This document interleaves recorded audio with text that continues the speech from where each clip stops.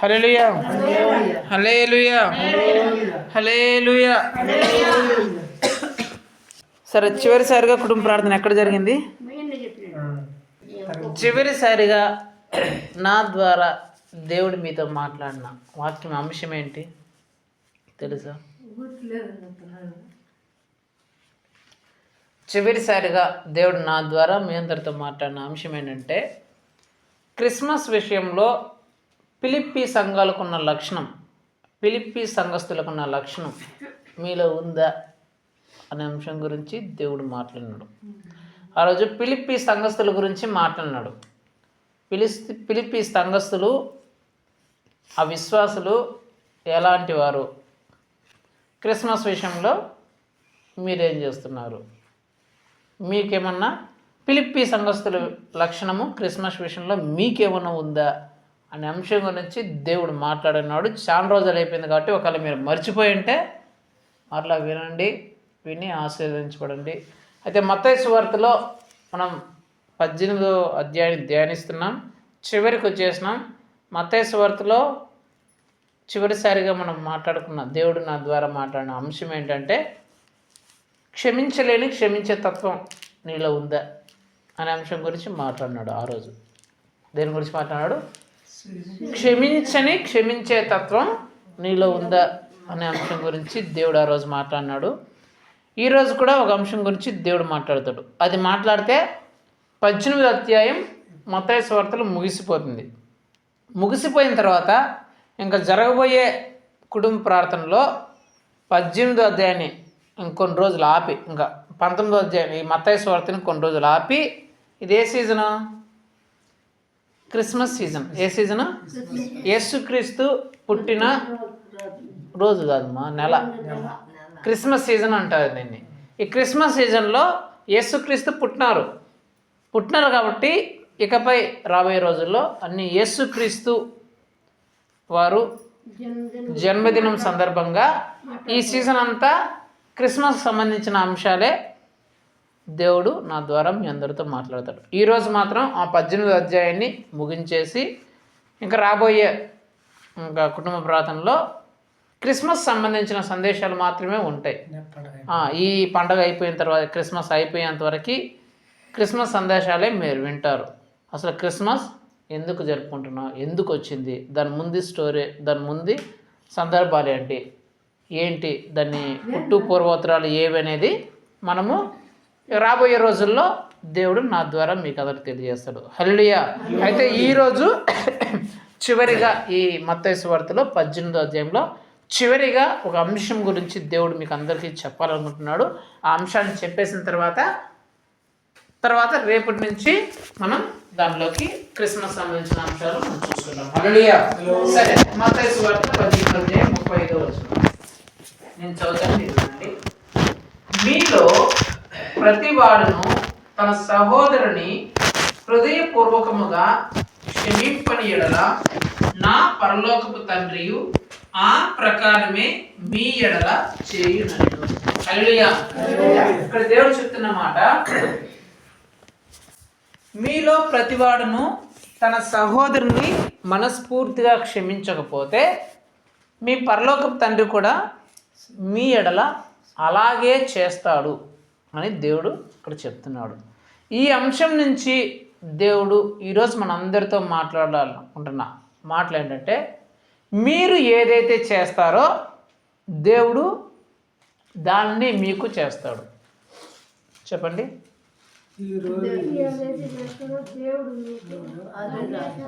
నేనా? అందులో మీరు పెట్టుకొని చెప్పుకోండి. నేను ఏదైతే చేస్తానో దేవుడు అదే నాకు చేస్తాడు. చెప్పండి.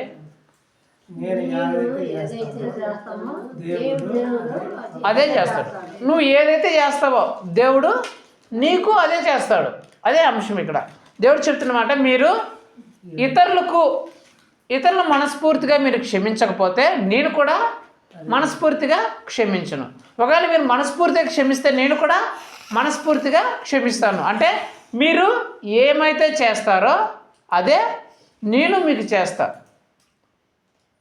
మీరు ఇతరుల విషయంలో లేదా దేని విషయంలో అయినా సరే మీరు ఎలాగైతే చేస్తారో నేను కూడా అలాగనే మీకును చేస్తాను అని దేవుడు చెప్తున్నాడు. ఈ అంశంలో చాలా ఉన్నాయి. అయితే నేను మూడు విషయాల గురించి నేను మాట్లాడాలనుకుంటున్నా. ఆ 3 విషయాల గురించి మాట్లాడేసి మనం ముగించుకుందాం.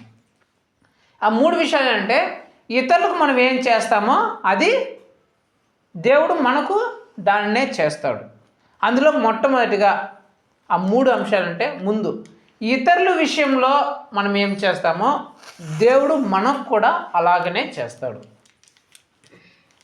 మనుషులు ఉంటారు కదా, ఇతరులు ఉంటారు కదా, ఇతరుల విషయంలో నువ్వు ఎలా ప్రవర్తిస్తావు, మీరు ఏదైతే చేస్తారో అదే నేను మీకు చేస్తాను అని దేవుడు చెప్తున్న దానిలో మొట్టమొదటి ఏంటంటే, ఇతరులకు లేదా మనుషులకు మనం ఏదైతే చేస్తామో దేవుడు మనకు అదే చేస్తాడు.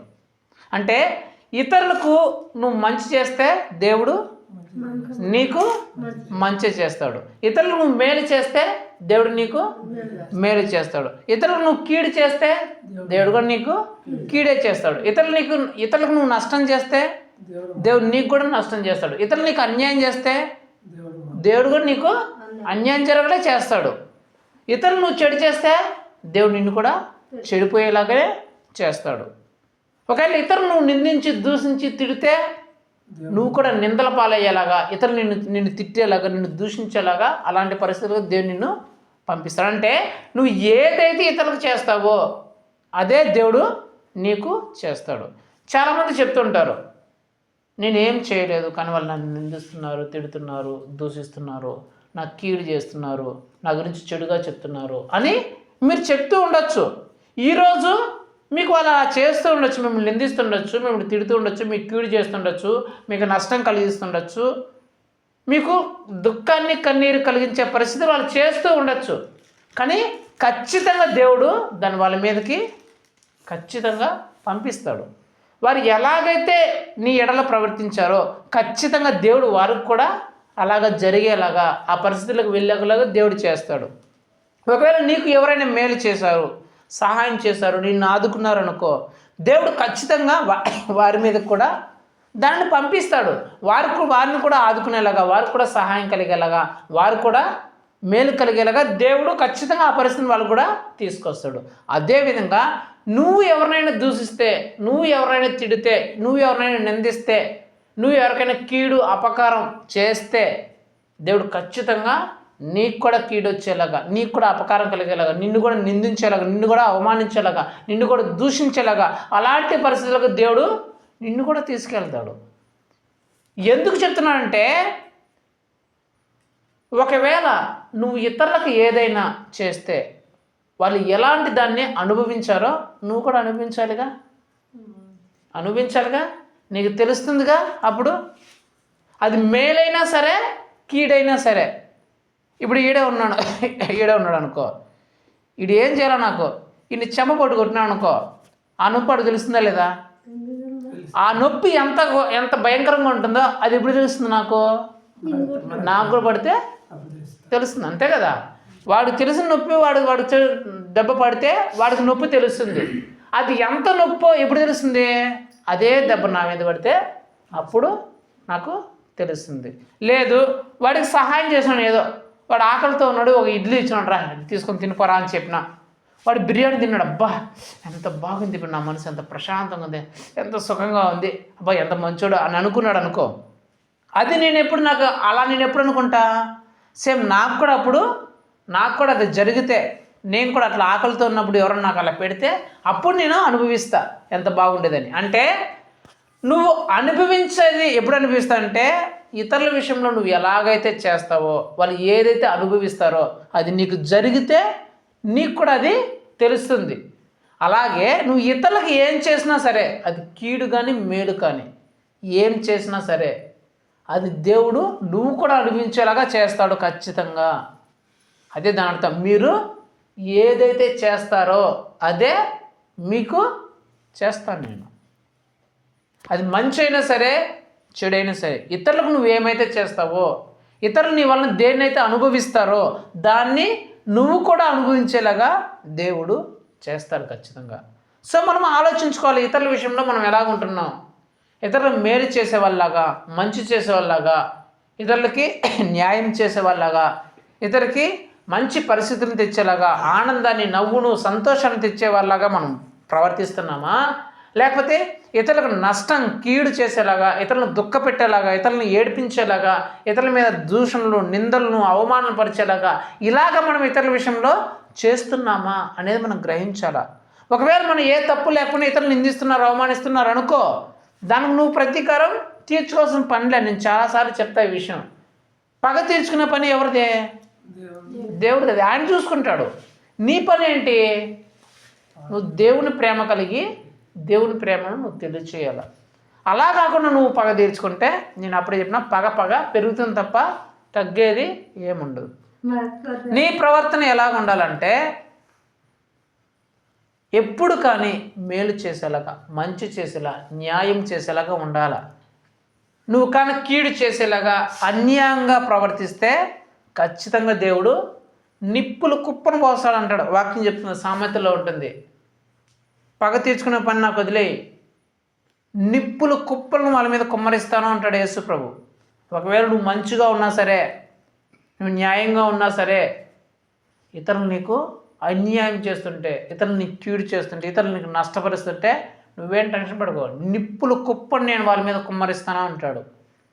కానీ నువ్వు చేయాల్సింది ఏంటంటే, దేవుడు నమ్ముకున్న బిడ్డగా, అమ్మో నేను ఏది చేస్తే దేవుడు అదే నాకు చేస్తాడు, ఇతరుల విషయంలో నేను ఏది వాళ్ళు అనుభవించేలాగా చేస్తే దేవుడు నేను కూడా అదే అనుభవించేలాగా చేస్తాడు. కాబట్టి నేను వారి కీడు కానీ, మోసం కానీ, అన్యాయం కానీ, నిందలు కానీ, అవమానాలు, నిందల పరిస్థితి కానీ, దూషణలు కానీ ఇలాంటివి చేయకుండా నన్ను నేను జాగ్రత్త పరుచుకుంటాను.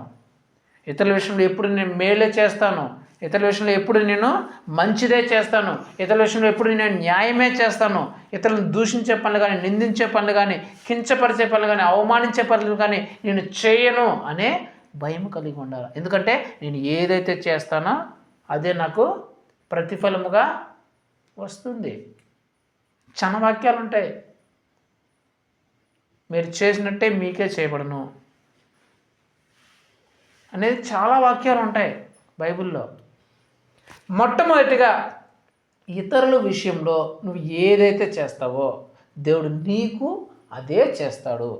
అది మేలైనా కావచ్చు, కీడైనా కావచ్చు, గుర్తుపెట్టుకోండి. రెండోది సంఘం విషయంలో నువ్వు ఏదైతే చేస్తావో దేవుడు అదే నీకు చేస్తాడు. సంఘం అంటే విశ్వాసుల విషయంలో. ఎవరి విషయంలో? విశ్వాసుల విషయంలో. విశ్వాసుల విషయంలో అంటే దేవుని నమ్ముకున్న బిడ్డల విషయంలో నువ్వు ఏదైతే చేస్తావో దేవుడు కూడా నీకు కూడా అదే చేస్తాడు. మొట్టమొదటి ఎవరి గురించి చెప్పినా? ఇతరుల గురించి చెప్పిన, అంటే దేవుని నమ్ముకొని వాళ్ళ గురించి చెప్పిన. ఇప్పుడు దేవుని నమ్ముకున్న బిడ్డల విషయంలో నువ్వు ఎలా అయితే ప్రవర్తిస్తావో నీ విషయంలో కూడా దేవుడు అదే జరిగేలాగా దేవుడు ఆ సందర్భాలనే నీకు దయచేస్తాడు. నువ్వు ఇతరుల విషయంలో ప్రార్థన చేసేవారిగా ఉంటే దేవుడు నీకు కూడా అందరూ ప్రార్థన చేసేలాగా దేవుడు కల్పిస్తాడు. విశ్వాసులు ఎవరైనా అవసరాల్లో ఉంటే వారికి సహాయం చేసే గుణంలో నువ్వు ఉంటే దేవుడు నీ అవసరాలు ఉన్నప్పుడు కూడా నీకు కూడా సహాయం చేసేలాగా దేవుడు కృప చూపిస్తాడు. ఎవరైనా విశ్వాసులు బాగలేని పరిస్థితుల్లో, అనారోగ్య పరిస్థితుల్లో, లేదంటే ఏదో శ్రమలో, కష్టంలో ఉన్నప్పుడు నువ్వు వెళ్ళి వాళ్ళకి ధైర్యం చెప్పడము, ఓదార్చి చెప్పడము, ఏదైనా నీకు తోచిన సహాయం వారికి చేయడము, వారు కుదురుకునేలాగా, మరలా లాంటి పరిస్థితి బాగయ్యేలాగా నువ్వు ఏదైనా వారికి సహాయం చేస్తే దేవుడు నీకు కూడా అలాంటి పరిస్థితులు వచ్చినప్పుడు దేవుడు నీకు కూడా అలాంటి సహాయాన్ని నీకు అందిస్తాడు. అలా కాకుండా విశ్వాసుల విషయంలో నువ్వు పట్టనట్లు, వాళ్ళకి నీకు ఏదో విభేదాలు ఉన్నట్లు, గొడవలు ఉన్నట్లు ప్రవర్తిస్తే, శత్రుత్వ భావం ఉంటే, చాలామంది విశ్వాసులు కొంతమంది చూస్తే అసలు పట్టనే పట్టదు, కొంతమంది చూస్తే అసలు ఇష్టమే ఉండదు కొంతమందిని చూస్తే. అలాగాను నువ్వు ప్రవర్తిస్తే నీ విషయంలో దేవుడు కూడా అలాగనే చేస్తాడు. విశ్వాసులు ఒకరికొకరు ఎలాగ ఉండాలి? ప్రేమ కలిగి ఉండాలి. దేవుని బిడ్డలు ఎప్పుడు కానీ ప్రేమ కలిగి నడుచుకోవాలి. ఎదుటి వ్యక్తి నీతో ప్రేమతో ఉంటున్నాడా లేదా అని నీకు సంబంధం లే, నువ్వు ఎలాగ ఉంటున్నావా అనే సంబంధం. ఇప్పుడు మా అమ్మ ఒక ఆమె వచ్చింటే ఆమె చెప్తుంది, పరలోకం గురించి చెప్తా, పరలోకం పోవడానికి వాళ్ళతో నీకు సంబంధం లే. పరలోకం పోవడానికి ఎవరి ద్వారా అంతే, సపరేట్ పరలోకం. ఈయన బట్టి నీకు పరలోకం రాదు, నిన్ను బట్టి ఆయన పరలోకం రాదు. ఎవరెవరు సపరేట్ పరలోకం. అలాగే ఇతరుల విషయంలో, విశ్వాసుల విషయంలో వాళ్ళు నీకేం చేస్తున్నారని దేవుడు చూడు, నువ్వు వాళ్ళకి ఏం చేస్తున్నావు అని చూస్తాడు. వాళ్ళని చూసేటప్పుడు అట్లా చూస్తాడనమాట, వాళ్ళు నీకేం చేస్తున్నారని. కానీ నిన్ను చూసేటప్పుడు వాళ్ళు నీకేం చేస్తున్నారని దేవుడు ఎప్పుడు చూడు. నువ్వు ఏం చేస్తున్నావు విశ్వాసులకి, దేవుని నమ్ముకునే బిడ్డలకు నువ్వేం చేస్తున్నావు? వాళ్ళని ధైర్యపరుస్తున్నావా? వారి కోసం ప్రార్థన చేస్తున్నావా? వారికి సహకరిస్తున్నావా? సహాయ సహకారాలు అందిస్తున్నావా? ఆత్మీయంగా బలపడడానికి ఏదైనా చేస్తున్నావా? లేకపోతే వాళ్ళ మీద కుట్రలు కుళ్ళలు పెట్టుకొని, గర్వ అహంకారంతో వారి మీద శత్రుత్వ భావం పెట్టుకొని ఏదైనా చేస్తున్నావా అనేదే దేవుడు చూస్తాడు. నీ పరిస్థితి ఎలా ఉండాలంటే, నేను యేసుక్రీస్తు నమ్ముకున్న బిడ్డల విషయంలో ఎలాగున్నాను, వారి కష్టాలు వచ్చినప్పుడు ఎలా ఉంటున్నాను, వారు మంచి పరిస్థితుల్లో ఉన్నప్పుడు ఎలా ఉంటున్నాను. కొందరు మంచి పరిస్థితుల్లో ఉంటే అసలు పట్టనే పట్టదు. యేసుక్రీస్తు బిడ్డలను కొంచెం ఎదిగిన అనుకో చాలు, వాళ్ళు చూస్తే పళ్ళు పటపటాలు కొరికేస్తుంటారు. వాళ్ళు కొంచెం ఆత్మీయంగా ఎదుగుతుంటే చాలు, అప్పా ఇది ఎదిగిపోతాను దేవుళ్ళు పెరిగిపోతాను అని చెప్పేసి పళ్ళు పటపటా కొరికే విశ్వాసులు కూడా ఉన్నారు. ఒకరు దేవుళ్ళు గొప్పగా అవుతుంటే చూసి తట్టుకోలేని, ఓర్చుకోలేని విశ్వాసులు కూడా ఉంటారు. అలాంటి గుణం నీలో ఉండకూడదు, అలాంటి లక్షణం నీకు ఉండకూడదు. ఎప్పుడు దేవునిలో ఎదిగే గుణం, ఎదిగితే సంతోషించే గుణం నీలో ఉండాలా. ఎప్పుడిప్పుడు ఈ దేవుల్లో ఎదగాల, అందరూ ఎదగాలని సంతోషించే గుణము నీలో ఉండాలి. అంతేకాని ఒకరు యేసుక్రీస్తులో బాగా ఎదుగుతుంటే, ఆత్మీయత బాగా ఎదుగుతుంటే వాళ్ళని చూసి పళ్ళు పటపట కొరికే గుణం కానీ, వారిని చూసి ద్వేష భావన కానీ, వారిని చూసుకుని కుళ్ళుకునే భావం కానీ, ఇలాంటి లక్షణాలు యేసుక్రీస్తుని నమ్ముకునే బిడ్డల్లో ఉండకూడదు. మనలో ఉండాల్సింది ప్రేమ, జాలి, దయ, జాలి గల, కనికరం గల గుణం ఉండాలా. వేరే శత్రుత్వ భాగాన్ని, కుళ్ళు కానీ, కుతంత్రాలు కానీ, సూటిపోటి మాటలు చెప్పే తత్వం కానీ అలాంటివి మన జీవితాల్లో ఉండకూడదు. యేసుక్రీస్తు నమ్ముకునే బిడ్డలుగా అవి మన జీవితాల్లో ఉండకూడదు. రెండోది ఇది. మూడోది, సంఘ పరిచర్యకి నువ్వేం చేస్తే దేవుడు నీకు అదే చేస్తాడు. సంఘ పరిచర్య లేదా సేవ అంటే, సంఘ పరిచర్య సేవ రకరకాలుగా జరుగుతుంటుంది. ఒకటి, ఆదివారం పరిచర్యలు జరుగుతుంటాయి. 2, సభలు జరుగుతుంటాయి. 3, మనం చెప్పుకున్నట్టు క్రిస్మస్ సీజన్ కాబట్టి క్రిస్మస్లు ఇలాంటివి అన్నీ జరుపుకుంటుంటాం. ఇలాగా సంఘ పరిచర్యలు రకరకాలుగా జరుగుతుంటాయి. ఈ సంఘ పరిచర్య విషయంలో నువ్వు ఎలాగైతే ప్రవర్తిస్తావు, నువ్వు ఏమైతే చేస్తావో దేవుడు నీకు అదే చేస్తాడు. ఇన్ని సంఘ పరిచర్యలు జరుగుతున్నాయి అని తెలిసినప్పుడు ఆ సంఘ పరిచర్యలు కానీ నువ్వు సహాయం చేసినావు అనుకో, దేవుడు నీకు కూడా ఖచ్చితంగా సహాయం చేస్తాడు. ఎందుకులే మనకి వాళ్ళు ఎవరైనా చూసుకుంటారులే అని కానీ నువ్వు ఉండిపోయినావు అనుకో, దేవుడు కూడా నీ దగ్గరకు వచ్చాడు, వాళ్ళ కర్మ వాళ్ళు పోతారులే, వాళ్ళ తిప్పలు వాళ్ళు పడతారులే అని దేవుడు ఆయన కూడా మీ సంగతి మీరు చూసుకోండి అని దేవుడు చెప్తాడు. సహాయం చేయడం అంటే చాలామంది ఏమనుకుంటారు, డబ్బు సహాయమే, అమ్మో డబ్బు సహాయమే అనుకుంటారు చాలామంది. సహాయం అంటే డబ్బు సహాయమే కాదు. ఇప్పుడు ఆదివారం అనుకోండి, ఆదివారం సంఘం అనుకోండి, సంఘంలో సేవ ఏముంటుంది? చాపలు వేసేది ఉంటుంది, మైకులు పెట్టేది ఉంటుంది, తోసేది ఉంటుంది, బాత్రూమ్ క్లీన్ చేసేది, నీళ్ళు వచ్చేది ఉంటుంది, మైకులు పెట్టేది ఉంటుంది, వచ్చిన వాళ్ళు కుర్చీలు వేసేది ఉంటుంది. రకరకాల పరిచయాలు ఉంటాయి సేవా పరిచయాల్లో. ఇవన్నీ విషయాల్లో వాళ్ళు చేసుకుంటారులే, మనకెందుకు, మన చేపలు వేసినారా కూర్చున్నాం, చేపల్లో కుర్చీలు వేసినారా కుర్చీలో కూర్చున్నాం అని కానీ అనుకుంటున్నాం అనుకో, దేవుడు నీ దగ్గరకు వచ్చినప్పుడు కూడా అలాగే చేస్తాడు. చేపల్లో కూర్చున్నలే, కుర్చీలో కూర్చున్నలే, వాళ్ళ తిప్పలు వాళ్ళు పడతారులే అంటాడు. లేదా ఏదైనా సభలు ఇట్లా క్రిస్మస్ పండుగలు జరిగినప్పుడు రకరకాల పరిచయాలు ఉంటాయి. కుర్చీలు వేయడము, అక్కడుండే కట్లు ఇక్కడ తీసుకురావడం, ఇక్కడుండే కట్లు అక్కడ మోసుకురావడం, వంటలు చేయడము, అవి చేయడం, ఇవి చేయడము, రాళ్ళు ఎత్తడము, అవి ఎత్తడం, రకరకాల పనులు ఉంటాయి. ఇలాంటి పనుల విషయంలో వాళ్ళు చేసుకుంటారులే, మనకెందుకు, మన గమ్మున వచ్చామా, సభ స్టార్ట్ అయిందా, లేదంటే ఆ పండుగ స్టార్ట్ అయిందా, కూర్చున్నామా, చప్పలు కొట్టినామా, పాటలు పాడేసినామా, వెళ్ళిపోయినావా అని ఉంటే దేవుడు నీ జీవితంలో కూడా అట్టే చేస్తాడు. వాళ్ళకి ఏమైనా మనం కూడా చప్పలు కొడదాం, పాటలు పాడి పంపించేద్దాం అనేది దేవుడు చూస్తాడు. అంటే మందిర సేవ విషయంలో కావచ్చు, లేదంటే దేవుని సేవకు సంబంధించి, దేవుని పరిచయకు సంబంధించి నువ్వు ఎలాగైతే ప్రవర్తిస్తావో, ఏదైతే చేస్తావో దేవుడు అదే నీకు చేస్తాడు. నువ్వు మౌనంగా ఉంటే సేవ విషయంలో దేవుడు నీ విషయంలో కూడా మౌనంగా ఉంటాడు. నువ్వు ఎంత ఏడ్చినా ప్రభు నాకు కష్టాలు వచ్చాయి ప్రభా చూడు ప్రభా అని కూడా దేవుడు చూస్తానే అంటాడు అంతే మౌనంగా.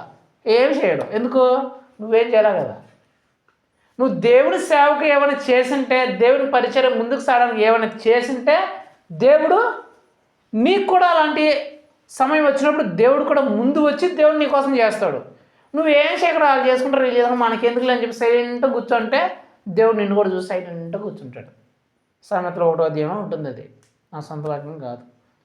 అదే దేవుని సేవ విషయంలో, పరిచర్య విషయంలో నువ్వు సహాయం చేస్తే, అది పనుల విషయంలో కావచ్చు, ఆర్థిక విషయంలో కావచ్చు, డబ్బుల విషయంలో కావచ్చు, ప్రార్థన విషయంలో కావచ్చు, లేదంటే ఏదైనా సరే ఏ విషయంలో నువ్వు ఆ సేవకు ముందుకు సాగపోవడానికి నువ్వు ఏదైతే చేస్తావో దేవుడు నీకు కూడా అలాగే చేస్తాడు, ముందు పడి చేస్తాడు. కొంతమంది ఆ సేవ కోసం రకరకాల వ్యక్తులను పిలుస్తూ ఉంటారు. ఈరోజు సేవ ఉంది రండి, పరిచయం ఉంది రండి కొంతమంది పిలుస్తుంటారు. కొంతమంది ముందే పాటుపడి ఆ పనులన్నీ ఏమైతే పనులు ఉన్నాయో మేము చేస్తామని చేస్తూ ఉంటారు. కొంతమంది డబ్బు రూపంలో సహాయం చేస్తుంటారు. అంటే ఆ సేవ ముందుకు సాగడానికి, ఆ సేవ ముందుకు వెళ్ళడానికి వాళ్ళ వంతు వాళ్ళు సహాయం చేస్తూనే ఉంటారు. కొందరైతే వాళ్ళకి ఏం పట్టనట్లు గమ్మున కూర్చుంటారు. ఎవరైనా చెబితే తప్ప ఏమి చేయరు. కొందరు చెప్పినా కూడా ఏం చేయరు. ఈ చెబితే తప్ప చేయని వాళ్ళతో, ఈ చెప్పినా సరే ఏం చేయని వాళ్ళతో దేవుడు కూడా వారి విషయంలో మౌనంగానే ఉంటాడు. దేవుని సేవ అంటే ఎప్పుడెప్పుడు మనం ముందుందామా అనే రకంగా ఉండాలి. దేవుని సేవ ఎప్పుడెప్పుడు నేను జరిపించాలా, నా ద్వారా దేవుని సేవ ముందుకు వెళ్ళాలా అనే ఉద్దేశం మనకు ఉండాలి. సువార్త చెప్పే విషయంలో కానీ, ఇతరుల వాక్యం చెప్పే విషయంలో కానీ దేవుని సేవ అంటేనే ముఖ్యం. అదే ఏంటి? సువార్త చెప్పడం, దేవుని సాక్ష్యాలు ఇతరులకు చెప్పడం, దేవుని గురించి చేసిన అద్భుతాల గురించి ఇతరులకు చెప్పడం, అనేక మందిని దేవుళ్ళకి నడిపించడం, అదే సేవ అంటే. ఆదివారం జరిగేది చర్చిలో జరిగేది కావచ్చు, సభల్లో జరిగేది కావచ్చు, ఈ క్రిస్మస్ పండుగలో జరిగేది కావచ్చు. ఏం చేస్తాం మనము? బిర్యానీ చేసుకుని తింటామా? ఏం చేస్తాం? యేసు ప్రభుని గురించి ఇతరులకు తెలియజేస్తాం. ఆ తెలియజేసేదే సేవ. ఆ సేవ ముందుకెళ్ళడానికి నీ వంతు సహాయం నువ్వు చేస్తే దేవుడు నీకు సహాయం అవసరమైనప్పుడు ఆయన ముందుకు వచ్చి నీకు చేస్తాడు. అలా కాకుండా దేవుని సేవ విషయంలో, ఇతరుల సువార్త ప్రకటించే విషయంలో, ఇతరుని సాక్ష్యాన్ని పంచుకోవాల్సిన విషయంలో నువ్వు సైలెంట్గా ఉంటే వాళ్ళకి ఎదురు చెప్పేది, ఆ పని ఏదైనా మనం చేసేది, వాళ్ళు చేసుకుంటారులే, మనం ఎలాంటి వాళ్ళము, మనం ఆ పనులు చేస్తామా, మనం అంత డిగ్నిఫైడ్గా బతికినాము, మన స్థాయి ఏంది, ఆ పనులు మనం చేస్తామా అనిగా నువ్వు ఉంటే దేవుడు నీ కష్టం వచ్చినప్పుడు నా స్థాయి ఏంది, వాళ్ళకి నేను సహాయం చేస్తానా, నా స్థాయి ఎంత, వాళ్ళ స్థాయి ఎంత దేవుడు కూడా చూస్తాడు.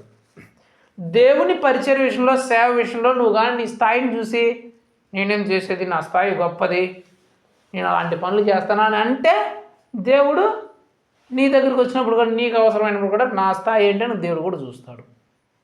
నీ స్థాయిని, నీ స్తోమతని, అంత పక్కన పెట్టి ఇది దేవుని పని, ఇది దేవుని సేవ అని కన్నా నువ్వు చేస్తే దేవుడు కూడా నీకు ఏదైనా అవసరం ఆయన స్థాయిని పక్కన పెట్టి వస్తాడు, నీకోసం దిగి వచ్చి నీకు కావాల్సిన సహాయం చేస్తాడు. నేను గవర్నమెంట్ ఆఫీసర్నా కదా, నా స్థాయి ఒకవేళ అందరికంటే మంచిదే కదా, కానీ బాత్రూమ్ గడవమని చెప్పు చర్చిలో. ఈరోజు బాత్రూమ్ గడవాలి, ఎవరు కడుగుతారంటే ఫస్ట్ నేనే వెళ్తా, నేను గడతాను పాస్టర్ గారు అని చెప్తా. ఎందుకు? దేవుని పని. ఎవరైనా చర్చిలో చేపలు వేస్తారు, నేను వేస్తాను పాస్టర్ గారు. చేపలు చేస్తారు, నేను తీస్తా. ఇస్తరాకులు తింటే ఎవరైనా ఎత్తారు, నేను ఎత్తా పాస్టర్ గారు, ముందు నేను ఉంటా. చెత్తరం చేస్తాను, నేను దోస్తా పాస్టర్ గారు అంట. ఎందుకు? దేవుని పరిచర్య అది. మన స్థాయి అది ఇంపార్టెంట్, దేవుని పని ఇంపార్టెంట్, దేవుని పరిచర్య ఇంపార్టెంట్. అది ఎప్పుడెప్పుడు మనం చేద్దామా, ఎప్పుడెప్పుడు మనం ముందుందామా అని ఉండాలా, అంత ఆసక్తి ఉండాలా. క్రిస్మస్ జరుగుతుంది, ఎవరు ఉంటారు, నేను ఉంటా పాస్టర్, నేను ఉంటా ముందు, నేను జరిపిస్తా అని చెప్పగలాలి మనం. అరే క్రిస్మస్కి ఎవరు ఆర్థికంగా సాయం చేస్తాను, నేను ఇస్తాను పాస్టర్ గారు. ముందు దేవుని పని జరగాల, నా స్థోమత ఎంతో అంత నేను ఇస్తాను దేవునికి, నా కార్యం నేను చేస్తాను, నా పని నేను చేస్తాను. దేవుని పని, దేవుని సేవ ముందుకు జరగడానికి నా సాయశక్తులను నేను ప్రయత్నం చేస్తాను అని నీ స్థాయిని తగ్గించుకొని, నీ స్థాయిని పక్కన పెట్టేసి నువ్వు ఆ పనులు చేస్తే, ఆ సహాయాన్ని చేస్తే దేవుడు నిన్ను అత్యున్నత స్థాయిలో పెడతారు. చాలామంది మీకు తెలిసిన విషయమే, చర్చిలో నన్ను చూసి పళ్ళు పటపటపట కొరుక్కోవడానికి కారణం ఏంటి? అలాగంటే దేవుడు ఉన్నతమైన స్థాయిలో నన్ను ప్రతిరోజు నిలబెడుతున్నాడు కాబట్టి. వాళ్ళు ఎందుకు నిలబెట్టలా? వాళ్ళ స్థాయిని చూస్తున్నారు. నేను ఎంత ఇస్త్రీ బట్టలు వేసుకున్నా, నేను ఇలాంటి పనులు చేస్తాను అని వాళ్ళ స్థాయి చూసుకొని దేవుని మందిర విషయంలో కానీ దేవుని పరిచయ విషయంలో కానీ పాలు పంచుకోరు.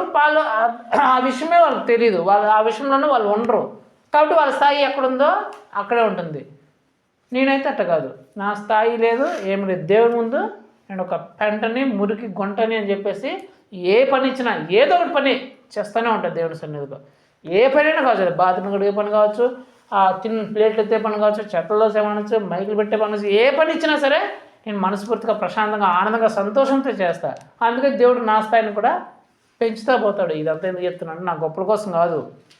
మీరు దేవుని పని విషయంలో, దేవుని సేవ విషయంలో మీరు ఎలాగైతే చేస్తారో దేవుడు మీ విషయంలో కూడా అలాగే చేస్తాడు అని చెప్పడమే నా ఉద్దేశం.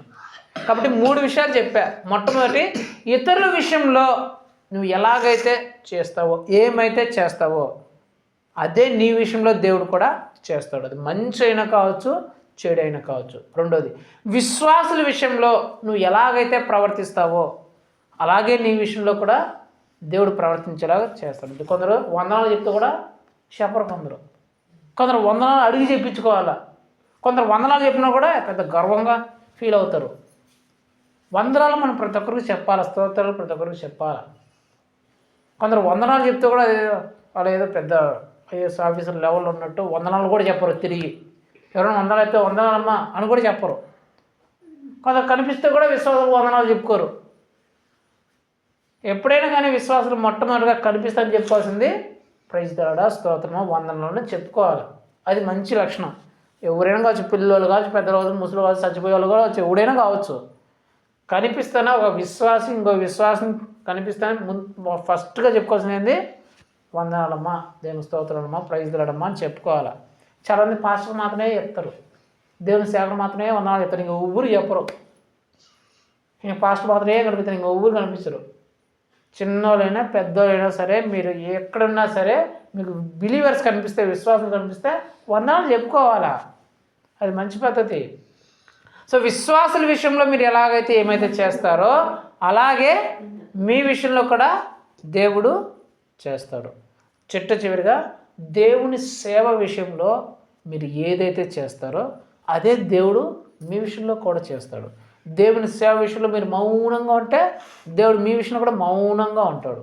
దేవుని సేవ విషయంలో మీరు ముందు పడి చేస్తే, ముందు ఉంటే దేవుడు మీ విషయంలో కూడా, మీ పనుల విషయంలో కూడా దేవుడు ముందుండి ఆయన కార్యములు చేస్తాడు. కాబట్టి మీరు ఏదైతే చేస్తారో మీ పరలోకపు తండ్రి మీ విషయంలో కూడా అదే చేస్తాడు అనే విషయాన్ని గుర్తుపెట్టుకొని, ప్రభువా ఇతరుల విషయంలో కావచ్చు, విశ్వాసుల విషయంలో కావచ్చు, దేవుని పరిచయ విషయంలో కావచ్చు, నన్ను ముందుండేలాగా నడిపించేలాగా, మంచి మేలు చేత నేను చేసేలాగా నా కృప చూపించండి అని చెప్పేసి ప్రార్థన చేసుకుందాం. కళ్ళు మూసుకొని ప్రార్థన చేసుకుందాం.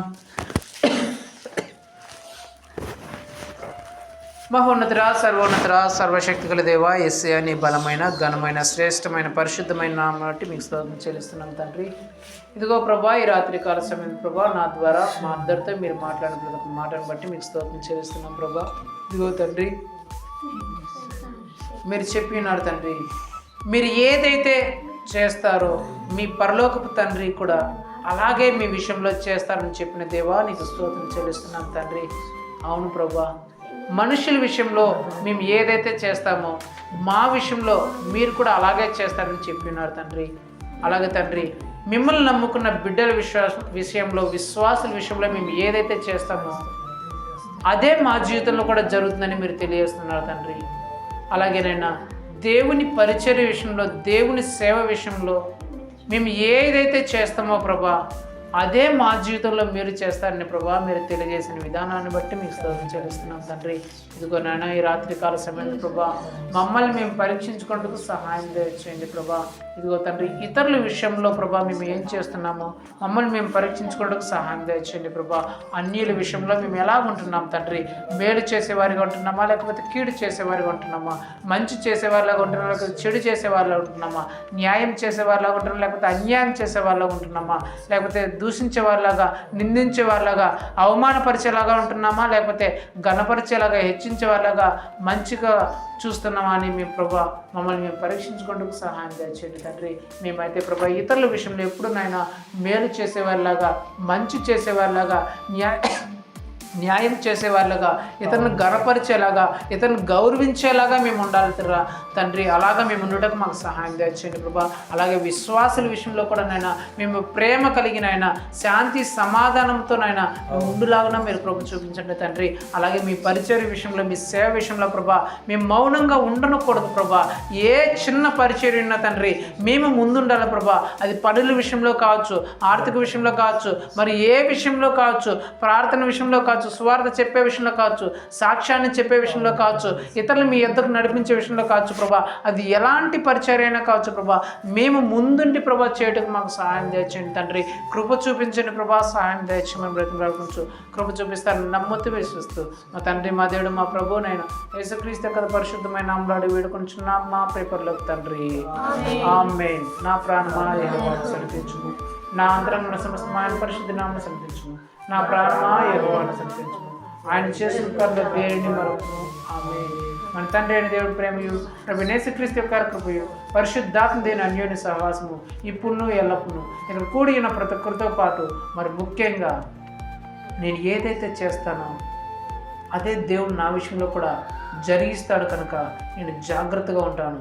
ఇతరులకు చేసే విషయంలో, విశ్వాసాలకు చేసే విషయంలో, దేవుని పరిచర్యకు చేసే విషయంలో, అన్ని విషయంలో నేను జాగ్రత్త కలిగి నడుచుకుంటానని తీర్మానించుకున్న ప్రతి ఒక్క బిడ్డతో సదాకాలం తోడని నడిపించి, దీవించి, ఆశీర్వదించి, బలపరిస్తే పరచును గాక. ఆమేన్. హల్లెలూయా, హల్లెలూయా, హల్లెలూయా. Praise the lord.